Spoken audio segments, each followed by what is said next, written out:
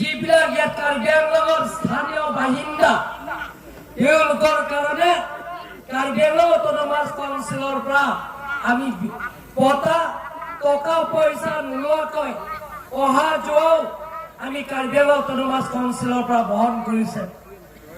কোনো ৰাজ্যতে এনেধৰণৰ বিনামূলীয়া পতা বিতৰণ কৰা আমি দেখা নাই আৰু শুনা নাই। যে বিনামূলীয়া 1 লাখ পতা আমি দিয়া হৈ গ'ল 6 মাহৰ আগতে, কিন্তু ৰাইজৰ ওচৰত আমি গৈছিলো প্ৰত্যেক এমচি সমষ্টিত গৈ ৰাইজে আমাক মেমৰেণ্ডাম আকাৰে দিয়া হৈছে যে আমি পতা পোৱা নাই। বহুত কেইজন পৰিয়ালে পতা নোপোৱাৰ কাৰণে আমি সিদ্ধান্ত লৈছো যে কাৰ্বি আংলঙৰ যিবিলাকৰ 1951-52 পৰা বসবাস কৰা স্থানীয় ৰাইজক আমি বিনামূলীয়া পতা দিবৰ কাৰণে 1 লাখ পৰিয়ালৰ পতা দিবৰ কাৰণে আমি সিদ্ধান্ত লৈছো।